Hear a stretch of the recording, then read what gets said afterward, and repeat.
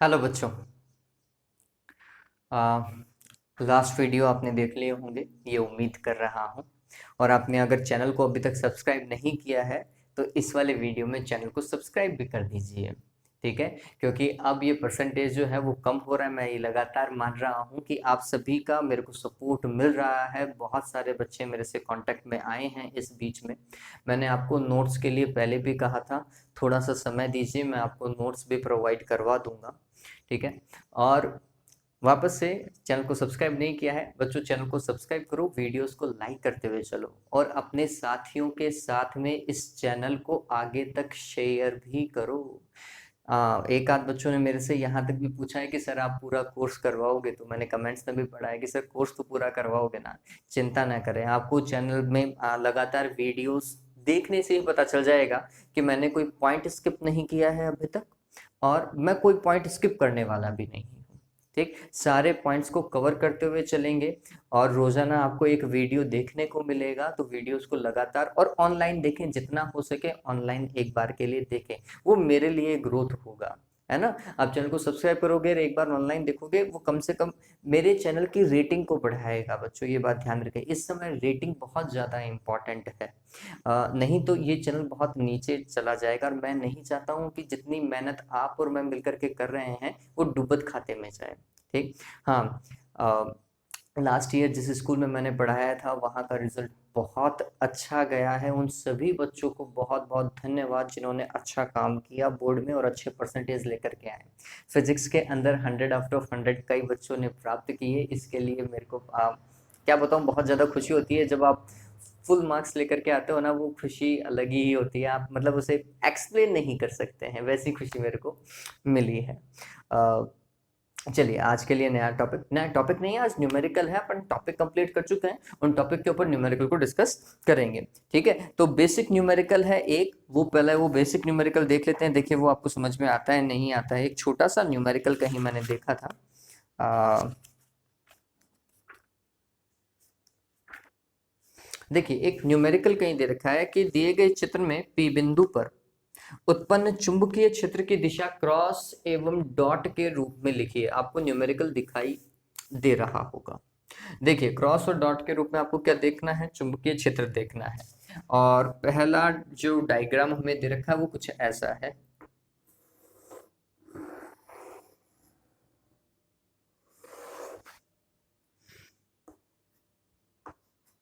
ये धारा की दिशा है, ये आई की दिशा है, और आपको इस बिंदु P पर चुंबकीय क्षेत्र की दिशा देखनी है क्रॉस और डॉट में। क्रॉस का मतलब क्या होता है बच्चों, तल के लंबवत अंदर की ओर, और डॉट का मतलब तल के बाहर, तो उस तल के लंबवत बाहर की ओर। ठीक है, चलिए तो यहाँ पर ये जो धारा जा रही है ना ऐसे तार वाली, ये वाली धारा, तो ये बात समझिए, इस तार के कारण यहाँ पर और यहाँ पर कोई चुंबकीय क्षेत्र नहीं हुआ। क्यों? क्योंकि ये तार का अक्ष ही है, और तार बायो सावर्ट खुद बोलता है कि तार के अक्ष के ऊपर चुंबकीय क्षेत्र कितना होता है, 0 होता है। फिर इस तार के इधर और इधर चुंबकीय क्षेत्र है, लेकिन इस तार जैसा ये तार आगे की ओर बढ़ रहा है ना, वहां चुंबकीय क्षेत्र नहीं देखोगे। तो हम बोलेंगे कि यहां से लेकर यहां तक वाले तार के कारण यहां पर कोई चुंबकीय क्षेत्र है ही नहीं। ऐसे ही इस वाले तार के कारण भी यहां पर कोई चुंबकीय क्षेत्र नहीं है, क्योंकि ये एक अक्षीय लाइन बन चुकी है। लेकिन जब आप देखेंगे तो यहाँ पर एक अर्धवृत्त के रूप में आपको एक वलय दिखाई दे रहा है जिसमें धारा जा रही है। ठीक, अभी धारा की दिशा चूंकि वलय में है तो अंगुलियों, राइट हैंड की अंगुलियां जो है, राइट हैंड यही है ना, राइट हैंड की जो अंगुलियां है उसको धारा की दिशा में लेके जाओ। तुमने बोला धारा की दिशा ऐसे यूं, तो आप देखोगे अंगूठा जो है वो मेरा पीछे की ओर है ना, तल के लंबवत अंदर की ओर जा रहा है अंगूठा। ठीक, तो अगर तल के लंबवत अंदर की ओर जा रहा है अंगूठा तो फिर क्रॉस आएगा या डॉट आएगा? आंसर है क्रॉस आएगा। तो यहां पर चुंबकीय क्षेत्र कैसा, क्रॉस से प्रदर्शित किया जाएगा। एक बेसिक सा सवाल था बच्चों ये। ठीक, एक और दे रखा है, ऐसे धारा जा रही है आई, और बोल रहा है कि इस पी बिंदु पर चुंबकीय क्षेत्र की दिशा देखें। हाँ भाई कोई दिक्कत नहीं है। धारा की दिशा, अब देखो सीधा तार है, सीधे तार के कारण धारा की दिशा देखने के लिए राइट हैंड थंब रूल, मतलब दाहिने हाथ का अंगूठे का नियम, इसमें क्या करो, धारा की दिशा में अंगूठा लेकर के जाओ। धारा की दिशा नीचे की ओर है, अंगूठा नीचे की ओर, फिर मुड़ी हुई अंगुलियां चुंबकीय क्षेत्र। अब देखो मुड़ी हुई अंगुलियां इस तरफ, ये अंगुली बाहर की ओर आ रही है या अंदर की ओर जा रही है? पता चल रहा होगा कि ये अंगुलियां बाहर की ओर निकल रही हैं। बाहर की ओर निकल रही है तो यहाँ फिर चुंबकीय क्षेत्र किससे प्रदर्शित किया जाएगा? डॉट से, तल के लंबवत बाहर की ओर डॉट से। पता चला? तो ये एक अच्छा सवाल है बच्चों, है ना। ये छोटे छोटे से सवाल बच्चों देखा जाए तो अभी ऐसा आपको कोई यूटिलाइजेशन नहीं लगेगा, लेकिन जब आप क्रॉस और डॉट को समझने लगोगे तो आगे वाले पॉइंट्स जो है वो बहुत इजी हो जाएंगे, क्योंकि हम आगे बात ही इनमें करने वाले हैं। ठीक है, परिनालिका जब आप पढ़ोगे या फिर टॉरॉइड जब आप पढ़ोगे तब आपको पता चलेगा इनकी महत्ता। अगला सवाल देखिए,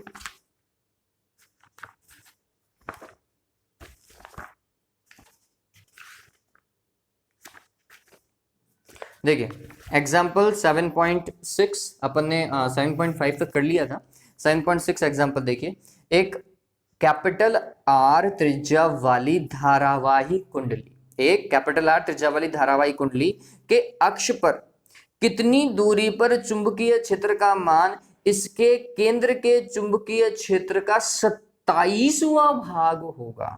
ठीक है, इस तरीके के सवाल जो है बच्चों को कई बार थियोरेटिकल क्या करते हैं, कंफ्यूज कर देते हैं बच्चों, और कंफ्यूज हो भी जाते हैं क्योंकि हमारी बाल्यावस्था है बच्चों, तो समझ में नहीं आता कि क्या होता है। लेकिन इसमें फिर बच्चों बाप और बेटे का संबंध समझो, है ना, या फिर पिता पुत्र या पिता पुत्री का संबंध समझो। ये आपने 10वीं में सवाल किए, पिता की एज हमेशा ज्यादा होती है, पुत्र या पुत्री की एज हमेशा कम होती है। ऐसे ही जब हम चुंबकीय क्षेत्र की बात करते हैं तो सर्वाधिक चुंबकीय क्षेत्र वलय के कहां पर होता है? केंद्र पर होता है, कुंडली के केंद्र पर सर्वाधिक होता है, और अक्ष पर जैसे जैसे आगे बढ़ते जाते हो चुंबकीय क्षेत्र क्या होता जाता है? कम होता जाता है। ये समझो, है ना, केंद्र पर ज्यादा है और अक्ष पर क्या है? कम है। ये ध्यान में रख लीजिएगा, इससे आपकी सारी रामायण ठीक हो जाएगी। चलिए क्या बोल रहा है वो समझिए। वो बोल रहा है कि आर त्रिज्या वाली धारावाही कुंडली के अक्ष पर, तो ये आर त्रिज्या वाली धारावाही कुंडली बना लो एक बार सिर्फ और सिर्फ समझने के लिए। ये धारावाही कुंडली, ये उसका केंद्र और ये उसका अक्ष। ठीक है, अक्ष पर कितनी दूरी पर चला जाए? मान लिया कि इतनी दूरी पर चला जाए, ये वो दूरी x है। ठीक है, x दूरी पर चला जाए कि चुंबकीय क्षेत्र का मान केंद्र के चुंबकीय क्षेत्र, केंद्र का चुंबकीय क्षेत्र BC, यहां वाला चुंबकीय क्षेत्र BX लिख देता हूं, या B रिजल्टेंट जो हम लिखते हुए आए हैं BX। ठीक है, तो क्या बोल रहा है कि कितनी दूरी पर चला जाए कि चुंबकीय क्षेत्र का मान इसके केंद्र के चुंबकीय क्षेत्र का 27वां गुना हो जाए। इस चुंबकीय क्षेत्र मतलब अक्षीय बिंदु पर चुंबकीय क्षेत्र वो कितना हो जाए? केंद्र पर चुंबकीय क्षेत्र का 27वां भाग, 27 गुना नहीं का 27वां भाग, मतलब 1/27 गुना, ऐसा बोल रहा है। ठीक है, और वैसे भी ये ध्यान में रखो, ये ज्यादा होगा तभी इसमें कुछ भाग लगाएंगे तो ही ये आ पाएगा, ये भी ध्यान में रख लीजिए। ठीक है, तो हमने बोला x दूरी पर गए और x दूरी पर जाने पर ही हमें वो 27वें भाग के बराबर आ रहा है। अब वो निकालना है आपको। ठीक, किस तरीके से निकालेंगे देखिए, तो ये तो कॉन्सेप्ट बन गया। bx का मान क्या होगा? तो आपको अक्षीय बिंदु पर चुंबकीय क्षेत्र पता होना चाहिए। यहाँ पर फेरों की संख्या चलो नहीं दे रखी है तो भी n मान लो, क्योंकि n से n तो वैसे भी कटने वाला है तो कोई दिक्कत नहीं है। तो अपन ने लिख लिया क्या? Mu naught n i r square. आप n नहीं लिखोगे तो भी काम चल जाएगा भाई, divided by 2 capital R square plus X square की घात 3/2। ठीक है, ये हो गया डन, बराबर। चलो आगे BC कितना? Mu naught n i divided by 2r, capital R ही दे रखी थी उसने त्रिज्या, इसलिए कैपिटल R लिख रहा हूं। अगर क्वेश्चन में स्मॉल r होता तो मैं यहाँ पे स्मॉल r लिखता, ये ध्यान में रखिएगा। चलो म्यू नॉट ni से म्यू नॉट ni की रामायण खत्म हो चुकी है, हटाओ इसको। तो फिर इसके बाद में क्रॉस मल्टीप्लाई आप कर सकते हो, 2 से 2 अभी भी कैंसिल हो गया, तो ये r³ हो जाएगा क्या? ऐसा इससे क्रॉस मल्टीप्लाई करो तो ये क्या हो जाएगा? r square plus X square की घात 3/2 बराबर में क्या हो जाएगा बच्चों? r square into r, that is r³। ठीक है, अब चलो इसको थोड़ा सा समझिए। इसको मैं क्या लिख सकता हूं? इसको अपन ऐसा लिख सकते हैं, r square plus X square की घात 1/2 और की घात 3, है ना, तभी तो इससे 3/2 आ रहा है। बराबर में क्या चल रहा है बच्चों? r³ चल रहा है क्या? चलो घात से घात को क्या करो? हटाओ, 3 से 3 को हटाओ, रामायण खत्म करो। तो r square plus X square की घात कितनी? 1/2, मतलब अंडर रूट, बराबर क्या है? r। दोनों तरफ क्या करने पर बच्चों? वर्ग करने पर। ऑल राइट, अपन कोई गलती तो नहीं कर रहे हैं, वो देख लीजिएगा। ओके, एक चीज मैं गलती कर रहा हूं, नहीं तो ये तो सारी रामायण ही खत्म हो जाएगी। 27 तो भूल ही गए अपन, है ना? 27 तो भूल ही गए। चलो, ये हर बार 27 नीचे था। और इसको कैसे लिखेंगे, इसको समझिए। आर क्यूब बटा 27 को क्या लिख सकते हैं? आर बाई 3, 3 का क्यूब होता है ऐसा। इसको कटाओगे तो फिर ये यहाँ पर क्या आएगा? 3 आएगा। ठीक है, चलिए अब ये 1/2 जो है इसको हटाने पर ये समझ में आया बच्चों? वापस से समझाऊं एक बार के लिए, देखें इसको। देखो, कंफ्यूज मत हो, मैं थोड़ा सा वो 27 भूल गया था, इस कारण ये दिक्कत आ गई है हमारे पास में। एक बार समझ लीजिए इस चीज को। क्या हुआ, आर स्क्वायर था यहाँ पे और 2 से 2 को अपन ने वहां पर काट दिया था। ये जो नीचे 27 था ना, ये हम भूल गए थे, इस कारण थोड़ी सी दिक्कत आई हमें। ठीक, तो ये क्या हुआ यहाँ पे हमने समझा, ये हुआ R square plus X square और इसकी घात कितनी हुई? 3/2 बराबर में। देखो भाई, ये आर स्क्वायर और ये आर हो गया आर क्यूब। ठीक है, और इस आर क्यूब के साथ में और कौन गुणा में है? आंसर है 27। चलो अच्छा हुआ अपन ने ये कर लिया, नहीं तो फिर और गलती होने वाली थी। ठीक है, चलो देखो 27 में नीचे लेकर के आ गया, ये गलती हो गई थी। चलो अब इसको सॉल्व करते हैं। तो दूसरी तरफ वाला भाग तो ऐसा का ऐसा ही चल रहा है, इसमें तो कोई अंतर नहीं है। ये मैंने आपको तोड़ करके बताया कि ये कैसे टूटेगा। ठीक है, वहां पे देखो 27 आर क्यूब को क्या लिख सकते हैं? तो 27 जो है वो 3 का क्यूब है, और आर का तो दिख ही रहा है हमें, तो ये 3 आर का क्या हो गया? क्यूब हो गया है ना? चलो, अब घात से घात को हटाया तो यहां पर क्या आ गया? 3 आर आ गया। डन हुआ। चलिए अब आगे काम करते हैं। दोनों तरफ क्या करने पर बच्चों? वर्ग करने पर। तो ये 1/2 क्या हो जाएगा? हट जाएगा। ठीक, तो हमने लिखा R square plus X square और वर्ग किया, तो ये वर्ग किया तो 1/2 तो हट गया, और इसका वर्ग करोगे तो क्या आएगा? 9 आर स्क्वायर। ठीक है, हमें तो एक्स का मान चाहिए था, आर स्क्वायर को उठा करके पटको वहां पर। एक्स स्क्वायर बराबर क्या हो जाएगा? 9 R square minus R square. ठीक है, ये कितना हो जाएगा? 8 आर स्क्वायर। ऑलराइट, तो एक्स का मान कितना आ गया? 8 का अंडर रूट करोगे कितना आएगा? चलो √8 लिख दो। ठीक, और आर स्क्वायर का क्या? आर। अंडर रूट 8 क्या होता है? तो 4 गुणा 2 लिख सकते हैं अपन, है ना? और 4 गुणा 2, 4 का वर्गमूल कितना होता है? 2, और अंदर क्या रह गया? √2। तो आपके बुक में जो आंसर दे रखा है वो है 2√2r। इतनी दूरी पर प्लस माइनस आप लगा सकते हैं। ठीक है, इतनी दूरी पर जाने पर चुंबकीय क्षेत्र का मान क्या हो जाएगा? 1/27 गुना हो जाएगा केंद्र का। ठीक है, चलिए, तो ये उम्मीद करता हूं समझ में आ गया होगा। अगला देखिए, अगला क्या बोल रहा है? अगला बोल रहा है कि हेल्महोल्ट्ज कुंडलियों की व्यवस्था में, ठीक बात है, हेल्महोल्ट्ज कुंडलियों की बात कर रहा है, व्यवस्था में प्रत्येक कुंडली में 25 फेरे हैं। ओके, ठीक है भाई, एन का मान कितना दे दिया? 25 दे दिया है, तथा त्रिज्या 10 सेंटीमीटर। ठीक है, एक कुंडली की त्रिज्या कैपिटल आर बराबर कितनी है? 10 सेंटीमीटर है, एवं प्रवाहित धारा का मान 0.1 एम्पियर है। कुंडलियों के मध्य क्षेत्र के मध्य बिंदु पर चुंबकीय क्षेत्र ज्ञात कीजिए। हेल्महोल्ट्ज कुंडली के कारण चुंबकीय क्षेत्र कितना होता है? केंद्र पर चुंबकीय क्षेत्र का 1.432 गुना। ऐसा ही यही पढ़ते हैं। चलिए, तो आप ऐसा भी कर सकते हैं। देखिए, इस तरीके के सवाल में मैं तो आपको वही बोलूंगा कि आप वही कर लीजिए, वो ज्यादा सिंपल रहेगा। पहले बोल क्या रहा है? तो हमने बोला कि कुंडली में फेरों की संख्या कितनी दे रखी है? एन का मान 25 दे रखा है। ठीक है, फिर त्रिज्या का मान, आर का मान दे रखा है हमें 10 सेंटीमीटर। 10 सेंटीमीटर का मतलब हो गया है 10 की घात -1 मीटर कर दो क्या? कैसे सोल्व करोगे? 10 गुणा 10 की घात -2 से गुणा कर दो मीटर में कन्वर्ट करने के लिए, सोल्व करोगे तो उतना आएगा। फिर इसके बाद में प्रवाहित धारा आई का मान 0.1 एम्पियर, मतलब 10 की घात -1 एम्पियर। ठीक है, हाँ भाई, कुंडलियों के मध्य चुंबकीय क्षेत्र का मान ज्ञात कीजिए। बच्चों ये चीज आप कर चुके हैं, इसके अंदर मतलब ज्यादा दिक्कत आनी नहीं चाहिए। तो मैं बोलूंगा कि हमें पता है हेल्महोल्ट्ज कुंडलियों के लिए, समझना इस चीज को, हेल्महोल्ट्ज कुंडलियों के लिए जो चुंबकीय क्षेत्र होता है मध्य में रिजल्टेंट, वो होता है 1.432 गुना किसका? केंद्र के चुंबकीय क्षेत्र का। ठीक है, और किसी भी कुंडली के केंद्र पर चुंबकीय क्षेत्र कितना होता है? वो होता है μ0 NI/2R। बताओ भाई, किया है नहीं किया है?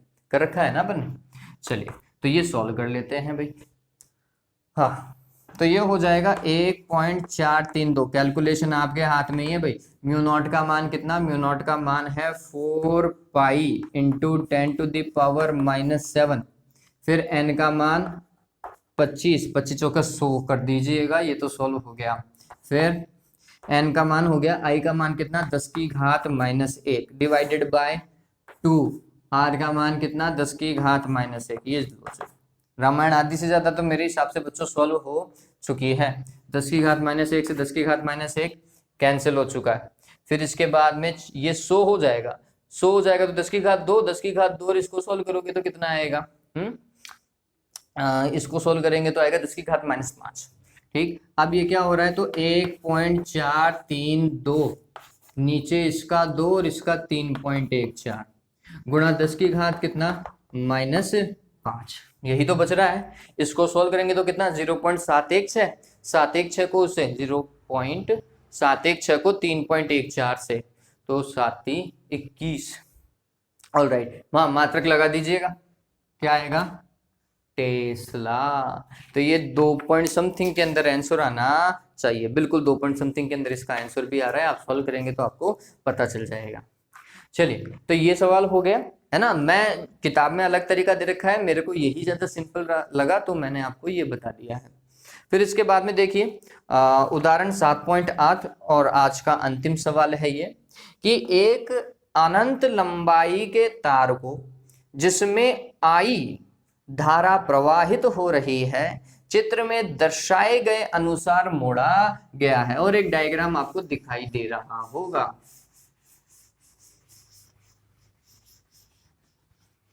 ठीक है, मोड़ा गया है। यदि केंद्र पर उत्पन्न चुंबकीय क्षेत्र 0 हो, ठीक बात भाई, ऑल राइट, उत्पन्न चुंबकीय क्षेत्र 0 है तो थीटा का मान ज्ञात कीजिए। ओके, देखिए थीटा दे नहीं रखा है ना इस सवाल के अंदर। ये थीटा जो है वो थोड़ी सी दिक्कत दे रहा है। थीटा अभी तक हमें पता नहीं है, लेकिन अपन अभी मान लेंगे कि थीटा है कहाँ। चलिए, तो कुछ इस तरीके का डायग्राम मैं ड्रॉ कर रहा हूं जैसा मेरे को दिखाई दे रहा है।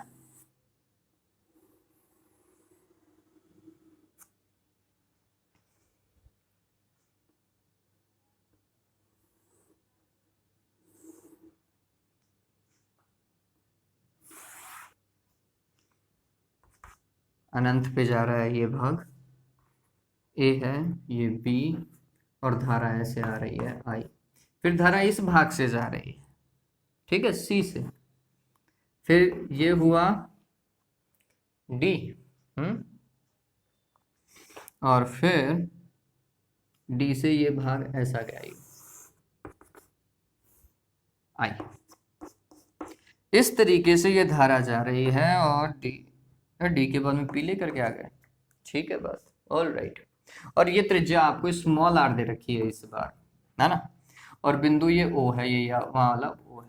तो ये अगर थीटा है, इसको अगर थीटा दे रखा है, तो अब देखिए जिस भाग में धारा बह रही है वो जो केंद्र पर अंतरित कर रहा है कोण, ये वाला कोण, ये कितना होगा? तो पूरा होता है 360, 360 में से थीटा को घटा दो। 360 को लिखा जाता है 2 पाई, तो ये हो जाएगा 2 पाई माइनस थीटा।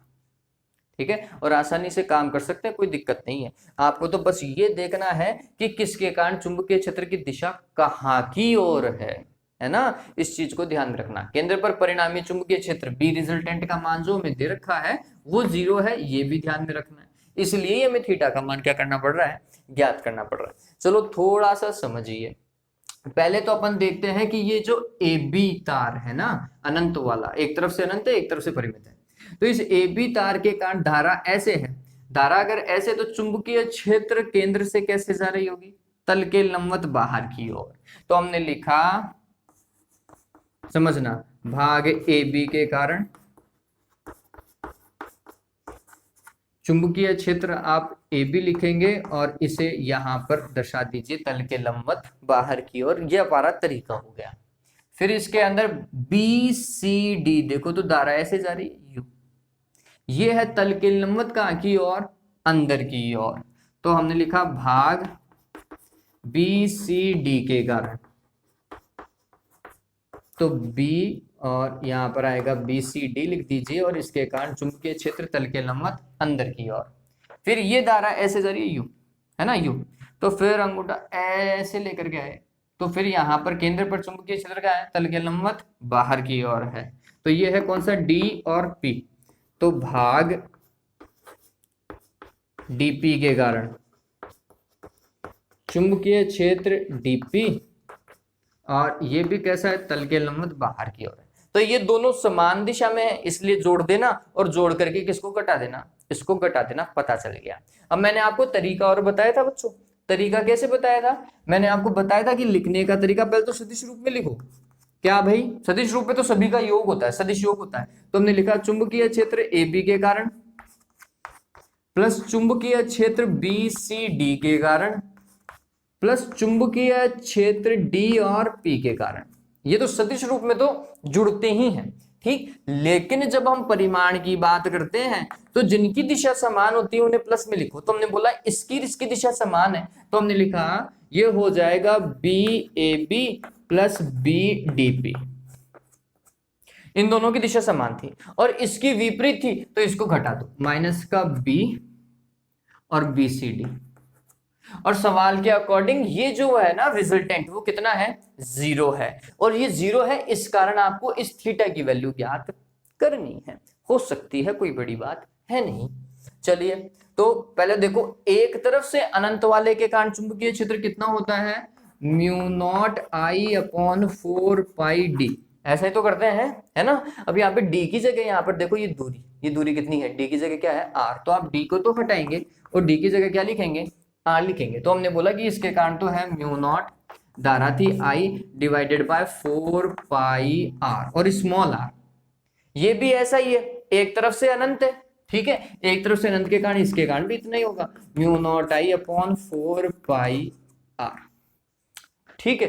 फिर थीटा कोण के कारण चुंबकीय क्षेत्र कैसे ज्ञात करते थे, आपको फॉर्मूला बताया हुआ, μ0I/4πr इंटू थीटा, ठीक है। तो ये हम यहाँ पर अगर देखेंगे तो हम बोलेंगे μ0I/4πr, समझना, इंटू थीटा। यहाँ पे थीटा कितना है, इस अल्पांश के कारण बनाया गया कोण, और ये अल्पांश तो है ही नहीं, ठीक, कितना 2π माइनस थीटा। ऐसे ही तो करते थे, आपको तरीका बताया था ना वो। अच्छा, तो यहाँ पे 0, अब क्या आएगा, कुछ कॉमन लो, μ0I/4πr कॉमन, ठीक है। ब्रैकेट में यहाँ पर बचा 1, यहाँ पर बचा 1, यहाँ पर माइनस, और यहाँ पर क्या 2π माइनस थीटा, और ये ऐसा क्लोज, ठीक है। अब आप गौर करो, इसको तो वजह गुणा करो, 0 बराबर में क्या आया 2 माइनस का 2π, माइनस को अंदर लेकर जाओ, प्लस का थीटा। ये बेसिक गलती जो हो सकती थी, ठीक है। अब क्या करेंगे अपन, हम जो थीटा निकालना है, तो इसको इस तरफ रहने दो, बची हुई चीज को दूसरी तरफ ले जाओ, माइनस का 2π इधर आएगा तो प्लस का, और 2 इधर आएगा तो माइनस का 2, बराबर में क्या बच्चों, थीटा। तो आप चाहें तो इतना लिख दीजिए, नहीं तो 2 को कॉमन लेना चाहो तो आप ऐसा भी कर सकते हो।